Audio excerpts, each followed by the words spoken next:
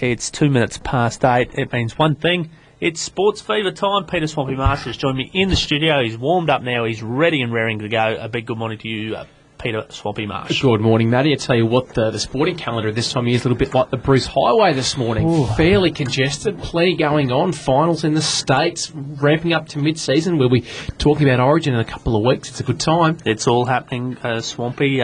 Coming up in the shadow, obviously, it's a Dolphins home game, so we get their number one ticket holder on. He's a wordsmith, he's a poet, he's a passionate Redcliffe man. Rupert McCall, he'll join us in a couple of minutes to talk about the Dolphins, the Battle of the North Side, the Dolphins and the Devils. Also, some great Dolphins news, and due to the Anzac Day coverage at 101.5, we weren't on Anzac Day, but that was the lead up to the fantastic game of the Dolphins Melbourne Cup team. They've won the state title, they're the state champions, and they head back down to Sydney this weekend to do battle in the national title. We'll talk to their assistant coach, Tony Vidler, about that clash. That's exciting times for the club to see such. It's got a real Moreton Bay feel. If we could put a stamp on a team that kind of represents all of Moreton Bay, that Dolphins under-18 teams has got a couple from Bribery, a few Caboolture boys, Pine Rivers, Redcliffe. That is a real Moreton Bay mix in that team. So we should nearly sponsor them. Nearly. Don't say that too loud. The boss will be on to us. We'll give them a sticker put on the jersey. Great to see the next generation coming through too as well, Matty, and really acquitting themselves well in that final. Yeah, no, fantastic. Looking forward to chatting with Tony. We'll also talk to local bookmaker Con Searle, Kilcoy. SportsFeva been going 4 or 5 years, and we've been through a real roller coaster ride with Kilcoy, having dates removed by previous Racing Queensland administration. We've lost race days due to rain, but look, Kilcoy is really on its way back as a race club. Been allotted several more dates over the next 12 months. They've got their big Kilcoy Cup meeting coming up in June. Great things happening for Kilcoy, so we'll chat to Con about that, and he loves a chat too as Con. Loves a chat. So looking forward to that. And also we've been promising to have him on for a couple of weeks since the season started, and things just haven't panned out, mostly from our end. He's been raring to go. The big Terry Kirkham from Moreton Bay United Jets, and they're doing some good things as well, Swamp, in this new National Premier League. So we'll chat to Terry, promise this week. I know we've promised it in previous weeks, but guarantee we will talk to Terry today. SportsFeva, the SportsFeva stamp promise. I need to get Joey to get me Joey a stamp noise. Joey, if you're listening, can you get me a stamp noise? I don't know what a stamp sounds like, but like if that works. Anyway, I'm going to play a song. We'll get Rupert McCall on the line to talk all things Redcliffe Dolphins. It's 11 minutes past 8. You listen to SportsFeva on 101.5. Just having a bit of a trouble jagging Rupert this morning. Hopefully we'll get him on the line shortly. I know he does have a luncheon today with Peter Moody, of course, trainer of Black Caviar, so he will be preparing for that. So hopefully we can jag Rupert a little bit later in the morning. Swamp, we talked Sunshine Coast and Gympie Rugby League in depth last week. It was the season proper starting last weekend, and some really good results for our Moreton Bay teams, getting results for both the Snakies and the Warragul / Sunshine Coast Sea Eagles. So some really good signs from both those teams. Yeah, I mean the Warragul's doing the business in the A grade over the Nambour Crushers, 46 to 28, and very good signs the Bribey Island Warragul side, which is the reserve grade side there, also getting the win. Is that 58, Matty? 58-6 was the report, Swamp. Yeah, which is wonderful stuff there for both Bribey Island teams. Unfortunately, the under-18s going down, but good to see that the reserve grade also delivering underneath the Seagull set up there. That is huge news, because as we said, we know they had their struggles last year, that Bribey Island team, but they had the bones there of a really potentially good side. So, yeah, look, really good things from the Warragul's reserve grade team, and of course, well done to the Bribey Island Sea Eagles there as well. And the Caboolture Snakes doing the business across all 3 grades, which is wonderful stuff, and especially over Noosa Pirates side, which we talked about, of course, with dream pairing of Noel Goldthorpe and Scott Hill. He heard that Goldthorpe was out for that game, and we had Chuck Tomlinson on. He was reasonably confident, and look, he delivered a 42-18 victory for the Snakes over the Pirates in the A grade. In the reserve grade, 17-10 to the Snakes. In the under-18s, 26-0. He did tip them strongly as well, the under-18s, Yep. Chuck. So he's your man to follow, Chuck Tomlinson. He did push both the A grade and the under-18 strongly. And I spoke to a few people up around those Noosa area. They wouldn't hear of Noosa getting beat. They were talking undefeated seasons, Noosa. Now I know Goldie was out, but they still had Scott Hill. And look, Chuck's boys, he's taken the Snakies up there to Pirate Park at the best times. Very hard ground to win at, and well done, promising side from the Snakes. But the other, the all-conquering team, and they're on. We'll check it out. We'll talk to James Ward hopefully next week or the following week, just about the Kawana Dolphins. Obviously undefeated last season, and they've started off the year with a 66-6 thumping. 10 individual try scorers in that game, Matty, for the Dolphins. I tell you what, if you turned up, you just about got a try. You get a try, and you get a try. So, an absolute thumping there for the Dolphins over the Sharks. Unfortunately for Calandra, they would have liked to have probably put a few more points on the board in what's a bit of a local derby for them. In the other game, the Gympie Devils getting the win over Maroochydore 20-12, and no one really expected Gympie to not be doing well once the season started proper. They sort of were at the bottom of that table in the pre-season competition, but once the season flicks on, the Devils delivered in round one to get the win. Yeah, they, as we've mentioned on the show before, their form will fluctuate week to week. They have a lot of players that work away, so they'll have some weeks. Yeah. Any reports of Adam Starr seen in the Gympie? Starr, give him halfway Gympie through the jersey? season, he starts to get the twitch, I think, and he'll pull the boots out of the bin and make a comeback. I don't think there's anything surer than Starr in making a comeback. Of course, Adam Starr making a comeback to rugby league, has retired every year since 2006. What a great effort to retire 7 years in a row and play every year after that. So, good week in of course, Sunshine Coast and Gympie Rugby League. Now, I think they have a week off this week, Swamp. Yeah, we're pretty sure they've got a week off, but the fixtures for the weekend of the 18th and the 19th of May. On Saturday, Caboolture will take on Kawana in what should be an absolutely cracking clash at the Snake Pit. Maroochydore take on Noosa, and then on the Sunday, Calandra take on Bribie Island, Bribie playing away from home, and Nambour playing Gympie. But I'll tell you what, that clash at the Snake Pit on what's probably going to be a Saturday night should be an absolute special night. It'll be a rip snort, Swamp, no doubt about that. Of course, it is representative weekend with the 47th Battalion being played in Gladstone on this Saturday. So, but if you're still looking for a local fix of rugby league, well, of course, we've got the Dolphins on Sunday, but we'll also see on Saturday some great Red Rooster Cup, which is, of course, the C grade competition. A couple of our, I guess, another local derby, Beachmere and Beerwah do battle at Kilcoy at 2 p.m, and it's that double header again. I'm loving how they're playing these double headers at the moment, and then the Yowies themselves will play Yandina at 3:30, and they're at Yowie Park, and then the other two games are Palmwoods and Kawana, and Coolum and Mary Valley doing battle. We might see if we can get Con to swing a few steak burgers the Yowies way for that afternoon. Yeah, what a great double header. That'd be a huge afternoon. Really good setup too at Yowie Park. Great place to watch rugby league. So get along and watch some quality C grade action. It's I really enjoy watching the C grade. Look, it's there's still a great skill level there. Probably we don't see that fitness level, but you still see some very good tries, and people prepared to throw it away a bit more. If someone makes a break, look, they're probably going to score. There's not a lot of chases. There's not a lot of fitness on that side, but still some great rugby league to watch. I really enjoy getting out and watching the C grade. So if you can make it to Yowie Park this Sunday, that's the tip of the weekend. Get to Saturday, get to Yowie Park Saturday to watch a great double header of Red Rooster Cup. 19 minutes past 8 here on 101.5. As promised, Swampy, we spoke about this Redcliffe Dolphins under-18, the Melbourne Cup team. What a great achievement it's been. What a great bunch of guys from right across the Moreton Bay region. Time now to talk to their assistant coach. He's joined us on the line. Big good morning to Tony Villa. Good morning, Tony. How are you today, mate? Good, thanks, guys. Yourself? Mate, very good and very excited for the boys heading down to Sydney for this national final. But first things first, big congratulations on winning the state final. A great achievement from the boys already, Tony.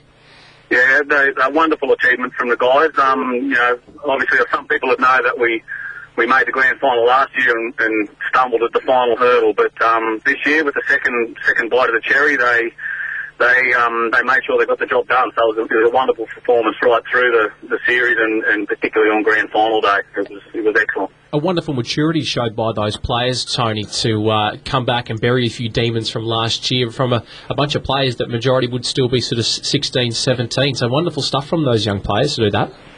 Yeah, there's about 10 of them that played in the grand four, so they certainly learnt from that experience and really, really, I guess, made sure they got the job done when they had the second opportunity. So there's about 7 of them that have been together, have played a lot of footy for probably 6 or 7 years.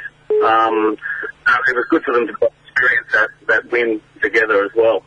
Yeah, it's a great story, and they get to go down to Sydney this weekend, down to North Sydney Oval, one of the great footy ovals in Australia, and to take on Balmain, another great traditional club in this national final. Take us through the week so far, Tony. What's involved? Of course, the boys will be very excited. How have yourself and Coach Ben Jones kept them grounded through the week? Yeah, we've kept our same routine, to be honest. We've been really, really conscious of not changing things too much. We're stuck to the things that have worked for us right through the series. So just kind of trying to keep the guys balanced, particularly early in the week, and because obviously it's a massive experience and a new experience for a lot of them. So just keeping the excitement levels under control, and but also being very conscious that it's an opportunity that not many young footballers get to experience. We want them to really enjoy the week and embrace the experience. So far so good. We fly to Sydney to Saturday morning, and we'll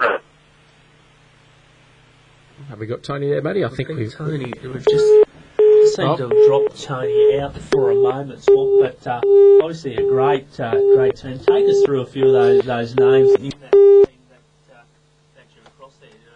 Of course, Bribey Island boy, Deacon Fletcher is a name that springs to mind. I know you've got big raps on the big winner as well, Josh Kerr. Yeah, wonderful winger there, Josh Kerr from the Rangba. Picked up a Melbourne Storm contract and a hugely impressive young man, Matty. He's definitely going places. He'll be a player if you get a chance to see him operate in these sides. He's a player that you'll say, I watched him play when, of course, a very familiar name to everyone around Dolphin Oval would be Tyson Cleal in the number 13. Running through the rest of the side, Josh Behag at number 1, Louis Tousa at number 2. Hold on, we got Tony back. We got Tony back. You're back on the line there, Tony. You there, mate? Yes, I am. Yeah, sorry, no, that's fine, mate. We were just talking about some of the exciting names in that team, and one name that springs to mind we've spoke about many times on SportsFeva for the big winger, Josh Kerr. He's certainly an excitement package. He absolutely is, and look, playing on the wings a little bit new to Kerr. He's played most of his football at centre, but Ben sort of made the call early in the pre-season that we looked at his physical attributes, particularly his height and speed, and made a decision to go with him as a winger, and he's embraced it really, really well. So, particularly his leap, he scored some wonderful tries off some cross-field kicks. So hopefully he can pull a couple more out on Sunday. I know there's surely been a couple of skinnier little wingers lining up against Josh that have gone and been a bit daunted by the task. Obviously, he's a big man for his age, isn't he, Josh? Absolutely, he's a fairly imposing unit, and he knows how to use his bulk as well. So, prime for a big game on Sunday, and he's one of our main go-to men, that's for sure. And without singling out too many other guys, a couple of names that we were just mentioning, of course, a familiar name around Dolphin Oval, Tyson Cleal, played in that Colts grand final as well last year. Obviously, adds a lot of punch to that pack. Absolutely, Tyson's probably our main enforcer in the middle, and he'll have a massive job to do on Sunday. The Tigers have a fairly formidable pack, and Tyson's really our leader in terms of adding that aggression and real grunt. So big job for Tyson on Sunday, and he has a big future in the game as well if he keeps sticking at what he's doing. And another name I think's got a big future ahead of him, and it's a great luxury. You can bring a player of this quality off your bench is young Deacon Fletcher, and we've seen what he could do in the state final. Certainly a very skillful player to bring off the bench, and a great luxury for yourself and Jonesy to utilise throughout the game. Absolutely. Deacon's what I'd probably refer to as a pure footballer. He's got a brilliant instinct for the game, and a real competitive edge about him. So he's always in the contest. He's on the ball, and certainly he's one of those blokes who can pull something out of nothing, and he proved that on Grand Final day, and hopefully he does it again this Sunday. Oh, we're looking forward to it. There'll be updates on the Dolphins' Facebook and Twitter pages. Best of luck to yourself, Tony, Ben, and all the boys. No doubt we'll touch base after hopefully what is a victory, but best of luck. It's been a great achievement so far, and good luck, and thanks for joining us on SportsFeva this morning. Yeah, thanks, guys. And look, the guys all, they certainly appreciate all the support that the Redcliffe community gives them. So hopefully they can do the community proud and bring home the trophy. Cheers. Thanks very much, Tony. Thanks, guys. Cheers. Tony Vidler there, the assistant coach of that successful Redcliffe Dolphins under-18 team. Time for a quick song, and we'll be back to talk more sport. It's 27 minutes past 8 here on 101.5. Time now, we've just talked about the Redcliffe Dolphins under-18 team. Time now to talk about the Queensland Cup team, and it's a home game. And before every home game, we get on their number one ticket holder, Rupert McCall. Big good morning to you, Rupert. Good morning, Matt. Good morning, Swampy. Tough day at the office up in North Queensland, Rupert. 19-0 to the Pride, and we talked about it last week we were on the air, that it could be a bit of a danger one lurking there for the Finns, and it certainly was a tough day out. Yeah, they've been pretty much the form side, the Northern Pride in the comp, I suppose, and it was a tough night out at the office. I didn't get up to Cairns, but I've seen the highlights, and honestly, I think it's one we just need to wipe from the memory banks. The score, 19-0, yeah, the Northern Pride were too good for us on the day, but gee, we missed some opportunities, and I'm not sure all the refereeing decisions went our way. You can't blame the man in white because he is always right, but just looking at the highlights, I thought, wow, just put that in the rear vision mirror, scrap it from the memory banks, and let's get on with it. Yeah, I think you get the big red pen, put it through, and did not exist. But we head down to Dolphin Oval on Sunday. It's the Battle of the North Side. The North Devils, there's always a great rivalry. Probably a little bit more spice this year. Their new head coach, Andrew Wynyard, of course, a great Dolphins man, taking his opportunity to take on a first grade side. So a little bit of extra spice in this clash that's already heated at the best of times. Yes, Winnie will be hatching a plan, no doubt, and there'd be nothing more he would love than to finish on top of the Redcliffe Dolphins, as much as he loves the club, I'm sure, and has a lot of respect for the team that his boys will be playing. There's just no doubt about it. You only have to look at, in the rugby side of things, the Western Force, they get beaten most weeks, but whenever they play the Reds, and they're coached by Michael Foley, who once played for the Reds, they lift enormously. So, yeah, the Dolphins are going to have to expect a massive challenge on Sunday afternoon. I mean, it would be that anyway, but you're right, there's a little bit of extra spice there, and we need to be on our game. Yeah, no doubt. As much as he denied it, when he would have looked through that draw straight away and put a big circle around this game as the game he really wanted to win.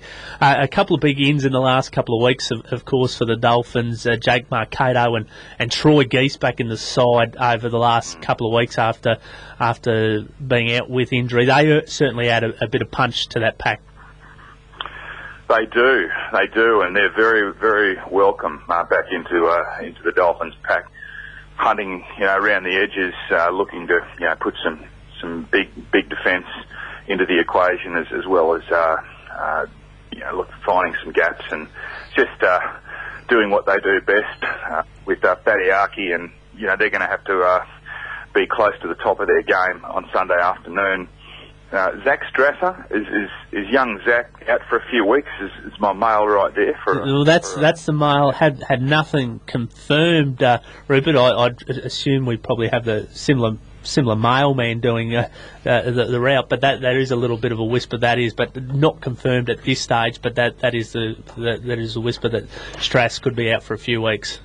Yeah, I believe he may be. So you might have to don the number 6 jersey, Matty or Swampy. Get yourselves ready, boys, because I think Maury Kennedy's sort of just back from a knee reconstruction. I'm not sure whether he's ready for it. I always played a little bit wider, Roop, so we might have to push a few in. I might have to stand out on the wing, and everyone might have to slide in a couple of spots, I'd say. Well, let's put Joey Bond at 6, and maybe you could be the custodian at fullback. Yep, it's working. I'll channel my inner Bunny Pierce and see what I can do from there. Well, it's a significant factor if Zach isn't playing. I'm guessing that Joey Bond might come into the halves, and we'll shuffle our fullback and wingers around. But you need to adjust to those little situations of adversity, and come up with the goods. I mean, it's getting to that stage of the season, isn't it, where we haven't really been that consistent. We've been riding the roller coaster. And it's as good a time as any is on Mother's Day, this big north side clash to basically run out that tunnel, just have a little look at Desi Webb on the way out, know that you've got the Dolphin on the chest, and get ready to rumble. No, it sounds like a great way to spend Mother's Day. 3 big games there as well, and Past Players Day, we might add. So any past players that might be listening this morning, get along to Dolphin Oval because it is Past Players Day. Everyone's invited. It's always a great day when we see those former faces in the crowd. It adds to the atmosphere. It's 3 big games. It just should be a great Sunday out, Rupert. Yeah, it will be, and with weather like this, it'll be just perfect conditions for rugby league. Yeah, I've been following a few of the old Facebook posts of Big Iggy, Ian Graham, and I think Iggy might be there and in a dangerous mood. So just better watch out for yourselves, folks. If you're anywhere near the pig pen or a cold beer after the match, because the ex-Dolphins, the calibre of Ian Graham, and I'm sure plenty more, will be there. And hopefully we'll be toasting a Dolphins victory. Just hopefully Iggy doesn't try and reminisce some of those great elbows and shoulder charges he was famous for. So watch out if he looks to demonstrate them in the can bar. I'd be ducking and weaving wherever you can. Yeah. I hope he doesn't bring out after the 1994 grand final. We got onto the fire trucks in the bar, and I hope he doesn't reproduce that sort of form, because then we will be in trouble. We're in all sorts of problems if that is replicated. Let's just hope that doesn't. No, words can't describe it, right? Words cannot describe it. We know you're a busy man. You've got a big gig today. You get to talk to the great man Peter Moody, of the trainer of the great mare Black Caviar. No doubt you're looking forward to that today, Roop. Yeah, I'm a bit flighty in the gates this morning. That's why I missed the kick after 8 o'clock, and I do apologise. But I'm saddling up for a big afternoon with young PG Moody, the kid from Wyandra who went on to train the best horse in the world, and we're going to have some fun. Many stories will be told, and there's plenty of characters in that room. So yeah, definitely looking forward to getting amongst it there. Fantastic, Rupert. Well, we really appreciate you still joining us this morning here on SportsFeva. You have a great day, and best of luck to the Dolphins at Mother's Day Sunday at Dolphin Oval. What time does that kick off on Sunday, boys? The Colts 11:30, reserve grade 1:15, and then the main game's at 3 p.m. I'll see you there. Thanks, Rupert. Cheers, mate. Cheers. Rupert McCall. He always fires us up, Swamp, for the big games, and looking forward to this one at Dolphin Oval. Now, the elephant in the room, Swamp, Liam Georgetown playing reserve grade the last couple of weeks. Look, John Dixon obviously has got his reasons behind putting Lummy in reserve grade. Look, the all-conquering Liam Georgetown, we make no excuses that we're massive Liam Georgetown fans. Look, as a personal opinion, and my personal opinion only, look, I don't think he deserved to be dropped for whatever reason, but look, he's a really good player, and yeah, hopefully he can fight his way back into that team. Look, I've got to agree with you there, Matty. Again, just my own opinion. I think, obviously John was looking at that back line that probably wasn't performing up to snuff, and looking to inject a something else in there and maybe get a few to pull up their strides a little bit. And Liam, unfortunately, has landed as the target there. You'd feel that probably anyone in there would be unlucky to get dropped with the calibre of players. But look, with the misfiring that they've been doing the last couple of weeks, Liam's fallen there, so hopefully he can get back in that side as quickly as possible. He's a real talisman around the club, and I mean, for his goal kicking alone, he's still been very sharp with the boot. So, nevertheless, he'll run around in the Fogs Cup. And just on that Fogs Cup side, a big welcome back to Maury Kennedy, a massive part of this Dolphin side last year and their charge to the grand final. And terrible stuff with that knee reconstruction, having him out for as long as it has. So, a big welcome back to Maury Kennedy there. And the number 6 jersey for the Fogs might be in the Q Cup before too long. May take long if that mail about Zach Strasser is indeed correct. Time now for a quick song. We'll be back to talk horse racing. 22 minutes to 9 here on 101.5. That was the Beach Boys with Wouldn't It Be Nice? And I'll tell you, wouldn't it be nice if we could go to a Kilcoy race day and it not rain? Joining us on the line now is Con Selby. Good morning to you, Con. Good morning, Matthew. How are you? Very well, mate, and very excited. We're only, about a month away from Kilcoy Cup race day, and talking to you over the last couple of weeks, it's big news for Kilcoy with the amount of race dates we've been allocated over the next 12 months. Mate, it's a wonderful gesture that Queensland Racing, or Racing Queensland, has given to Kilcoy, and acknowledging the committee's work here and the support, the community support, and the support from the racing fraternity to keep this club going. And they've granted us race days on June this year. We've got a big race meeting on Sunday, the 6th of October. That's the showcase meeting. And we've got a big TAB meeting on Friday, the 1st of November. Then we go to the big Christmas meeting on the 8th of December. Then into the new year we go back to Australia Day again. And then after Australia Day we've got a meeting in February, a TAB meeting in February. And then we go to June 2014 with the big Cup meeting, which most likely will be a big TAB meeting next year. And then 2 weeks after that, we have another TAB meeting. So I'm thankful to Kevin Dixon and to the board for acknowledging Kilcoy for the way my committee and those hardworking Dad's Army have kept this club going. And Matthew, I have to thank two other places, Tattersalls Club and Brisbane Racing Club. You know that Brisbane Racing Club, during those years, those dark years that had gone by where we'd lost all our running rails from the floods and so forth, Brisbane Racing Club, Kevin Dixon was chairman, came to the fore and gave us all replacement running rails, and free of cost to the Kilcoy Club. Then Tattersalls Club, in their graciousness, financially gave us money, and then this year have allotted us extra money to make sure that our club is viable. So it's wonderful for racing, isn't it? Oh, it's fantastic. It's fantastic, Con, and it's a great gesture from the club, and it just shows what the racing industry can be if everyone's pulling in the right direction. Well, Matthew, I've just come back from Alice Springs. But prior to being out to Alice Springs for the racing carnival, and I operated out there, bookmaking out there. But I've been speaking to some of my mates who field in North Queensland, North West Queensland and Central Queensland who are there, and they told me the confidence has come back in the last 6 months in racing. Country racing is phenomenal, and isn't it amazing, just a change of a few people and confidence put back into the industry? It sparkles us up for everyone, jockeys, trainers, breeding, the whole lot. So I think Kevin Dixon and his board's doing a marvellous job, and there's something that's going to benefit our area, southeast Queensland area, is the fact that Peter Boyce, the deputy chairman of the Sunshine Coast Turf Club, has now been appointed to the board. Peter is a strong supporter of country racing, of Kilcoy-esque and Sunshine Coast, and that's going to give us a big help.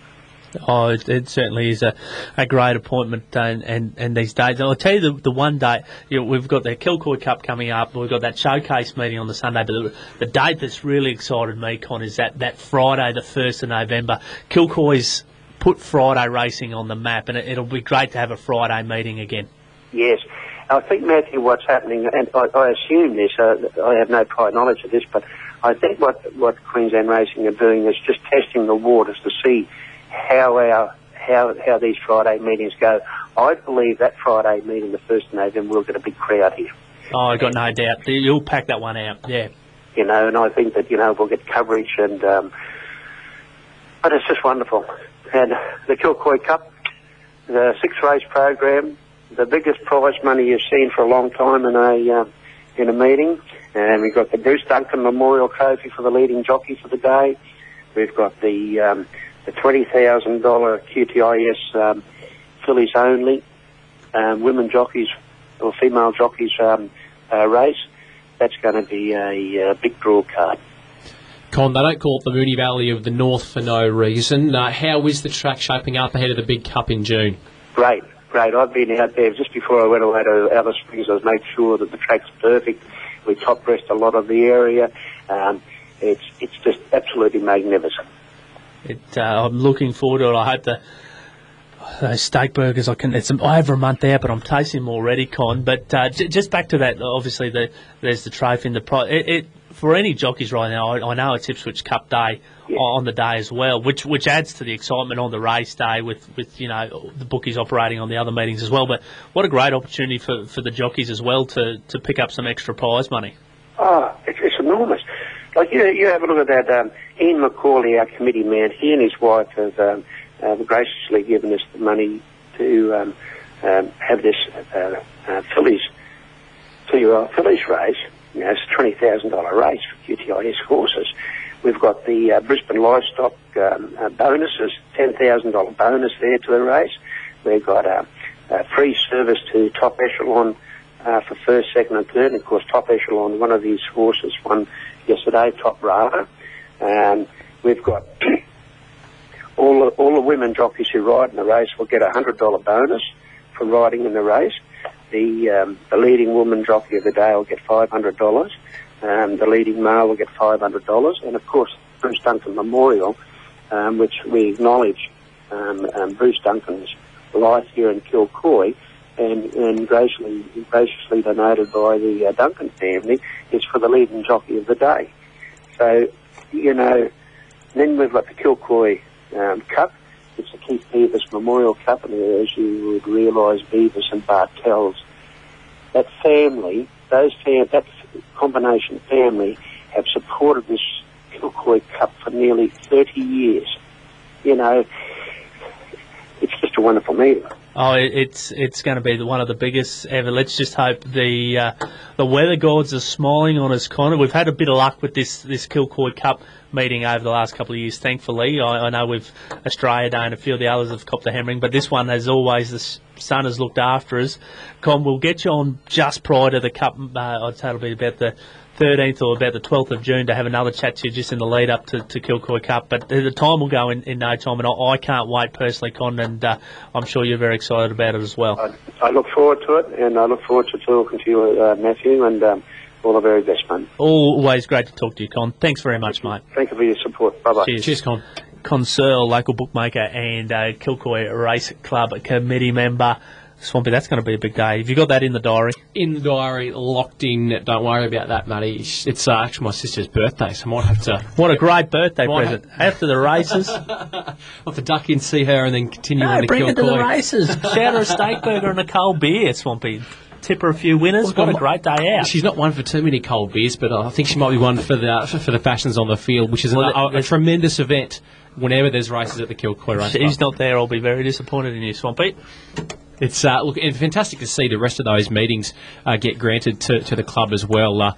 A few lean years, both with meets being taken off and that weather, but a real spark of life back in the Kilcoy Race Club, and wonderful to hear. And wonderful to hear Colin Searle in such a good mood as well. We've unfortunately had to talk about some tough times in recent times we've chatted, but great to see those listings back on the table. Yeah, no, it's fantastic. Very exciting news for the Kilcoy Race Club. It's 13 minutes to 9. Time for a quick word from our sponsors. 7 minutes to 9 here on 101.5.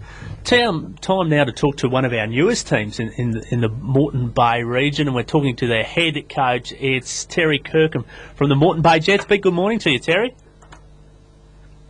Have we got you there, Terry? Terry, turn him up. Sorry, Terry. Had you down, mate. There you go. How are you this morning, Terry? Very good, gents. Very good. Mate, it's a wonderful time to be following football in the region as a fan.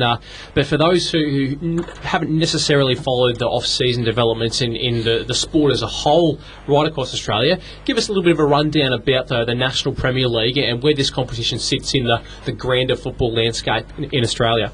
Yeah, look, it's driven pretty much through FIFA and the Asian Football Confederation. Australia has to have a second-tier professional or semi-professional league up and running in the next couple of years. So this is the first component of that, and it started in 3 states, the National Premier League this year, and next year every state in Australia will have the National Premier League system, and it's basically building to a semi-professional league. So it's a very good concept. I suppose the best way we can liken it for those who might be familiar with a similar kind of competition is the way that the Queensland Cup operates with the NRL, where it's a second-tier competition run between the states. But the idea is that eventually the teams like Brisbane, like any team in the A-League will be looking at the NPL sides in their states, wider than their states, and pulling players through and providing a real pathway to the top for these players, Terry.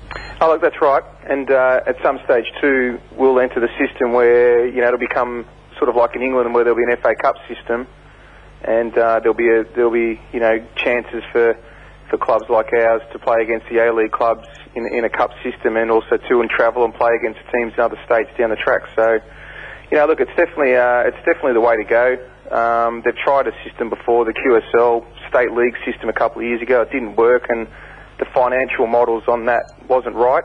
But certainly this is a different model. It needs to happen because it's driven by the top end of football worldwide, and everyone's just got to get on board and support it. And I think quite key in this whole concept as well, Terry, is certainly the very public support that we've heard from, of course, new FFA boss in David Gallup. He's gotten right behind this NPL concept and said that the FFA will be here supporting it whenever they can, which is just fantastic to hear that support coming right from the top. Well, it is, and it's one thing that that decided for myself to go into the league as well. I heard Han Berger, who's the Technical Director of Australia, come to Queensland and spoke about it and spoke about the plan and where they want the game to go and where they want players and coaches like myself to head. And if we want to get into the next league and become professional players and professional coaches, then there has to be a system coming up underneath the top league, and that system hasn't been in place. And so it's a great opportunity now for our kids to be able to build up to. Our 18, 19, 20, 21, 22-year-olds are in the pathway system, but I think in 4 or 5 years' time, the 12, all the kids that are under probably 25 at the moment will benefit from it, in the future. And the Jets casting the net very wide, of course, taking on the name of the Moreton Bay, but great to see. I suppose with this concept, you want to be taking in talented young players from a wide landscape and really filling in a bit of a void, if you will, previously in terms of top level sides north of the river. There hasn't been too much. You sort of either go a few really close, and then there was a Sunshine Coast and a few Brisbane Premier League sides. But in terms of that top level football, the Jets sort of really taking ownership of that north side of Brisbane. Yeah, look, we certainly do. It is a massive region. The time I spent at Peninsula Power when I came up from Melbourne, 4.5 years there, and the amount of kids that, once we had success there, the amount of kids that came from all over the area, from the Sunshine Coast right through from Caboolture to, over to Warner and Joyner, and we signed a lot of players from vast regions to come to Redcliffe and play because all of a sudden Peninsula Power became top of the table, and then obviously when we beat the Brisbane Roar in 2009. We beat them twice. In a friendly game, everyone sort of flooded to the success part of being in the top of Brisbane. And this league now, we took up a team. We played in Rockhampton on Saturday night, and to get the idea of it, we took 4 players under 18. So there were 17-year-olds, 4 17-year-olds. We had a number of 18 and 19-year-olds. And it's funny that when you get on a plane and you go to travel to play football and you ask the kids, have you guys been on a plane before? And you've got 5 or 6 of the boys sitting there and they've never been on a plane. So, we get to travel 3 times this year. Hopefully next year we might get to go and play in Melbourne. I've got a couple of things happening there for pre-season where we get to go and play down there. And, it's a great experience. It's a great experience for the kids and great experience for the coaches. And, if you want to go and play at the top level, you have to fly around the country. If you go to Europe, you've got to fly around Europe. So to get involved in this league, is a great experience for everybody. Terry, the season started very, very well for the Jets with 3 first-up wins. Come a little bit closer to earth as the season's gone on, but a good last-up win over Central Queensland Football Club last weekend. And you said you're on the road, a 2-1 win there. Pretty happy with that result? Yeah, look, we are, and I think that, what's happened with us is we've started the season at full strength, and obviously only putting this team together actually an entire club from November to January. Then we put the first team together and signed the first team pretty much in January. And when we've got our first, 15 or 16 players on the park, we're super competitive. Actually, as I said, with the first 3 rounds, we were definitely in the top flight of the league. At the moment, our depth levels, with experience and some areas in talent, we're not fully there yet. That's where we're probably 2 or 3 years away from building. And we've now lost 4 key players with injuries, and all 4 players are our strikers, our front half. So we're now, you look at our team, we're now playing kids that last year were playing in under-18s Division 1 football. They're now playing first-team football in the highest league. So we're not overly concerned. We've been playing very, very well, and we've only had 1 game at Brisbane Strikers where we certainly didn't turn up to play. But every other game, we're super competitive. We're developing well. The kids are improving. They're training 3-4 times a week. We've got them professionally tested. They get hydrate tested. They're fitness tested. There's a lot of things going on, and we're seeing the improvement in the kids, dramatically. So we're not phased about win-losses at the moment. When we're picking up points, we're pleased, but we're more interested in the development. And, at the end of the day, we think we'll be hopefully around finals, and that's a top 6. And if we're there, it'll be a fantastic success for the start of our journey. Terry, we really appreciate you taking the time out to come on for a chat this morning, mate. A huge clash at the weekend, and I'd love to talk about it more, but the full-time Siren's about to go with Olympic, who sits on top of the table. We wish you all the best, and we'll definitely have to get you back on during the year to give us a few more updates about the Jets, but best of luck for the season and for especially this weekend against Olympic. Cheers, Terry. No problem. Thanks very much, gents. Cheers. Cheers. Cheers, Terry Kirkham, one of the great coaches from the Moreton Bay region across all sports. And I know earlier in the show we said that Redcliffe Dolphins under 18 was a great representation of the Moreton Bay region. What better representation than the Moreton Bay Jets? And that's, I think, the genesis of that club, mate, is they want to take in the whole region and really make it a club that's going to take a while, as you can imagine. There are a lot of clubs already in the region here, but I think once this MPL concept gets rolling, gets going, it'll be something that a lot of players and a lot of clubs will want to be a part of. So hopefully the Jets can continue their success. They're sitting 6th at the moment, so sitting in final spots, and a huge clash against Olympic FC this weekend. So best of luck to them. One of the real strong football clubs over many years in Brisbane football. Yeah, Olympic won a great side, actually. So best of luck to the Jets in that battle. But like we said, pathway is so important in all sport that kids can see that pathway. And there's that huge void in between junior and that elite level. And Terry's, of course, just the coach of the elite men's side, yep. But there is right the way through this club, juniors, girls, all the rest. So it's a full setup, the Jets, and plenty of pathways there for development for all of the region's footballers. That's if I had me stamp noise, I'd give the Jets a SportsFeva stamp. So best of luck to them. I reckon they can sneak a draw against Olympic. look, it wouldn't surprise me. There's a wonderful mix of experience and youth there that's done them very well. Those injuries have hurt them in this sort of second part of the season, but look, a bit of experience under the belt with those young players, and they'll be the goods. Now, there's only a minute to go. We don't have a lot to comment on. I haven't had many chances to have a dig at you this year, but Miami they're playing the Chicago Bulls in the Eastern Conference semi-final, 1-0 down. Nate Robinson, the little man, doing his thing. He's a little man. Cheering, and it was a great thing. Went off. Very exciting. Great series. Hats off to little Nate. He did very well, and probably single-handedly to the Bulls over the heat there. Yeah, so best of luck to any team you support in the NBA coming up to these conference semi-finals. Full-time siren has gone. A big thank you to all our guests this morning. Rupert McCall, Tony Vidler from the Dolphins under-18s as well, Conseil, local bookmaker and Kilcoy race club man, and also Terry Kirkin from the Moreton Bay Jets. Thanks to you, Swampy. You're not in next week. We'll have SportsFeva Light will return next week. Stand by now for the national news. Thanks, Swamp. Cheers, Matty.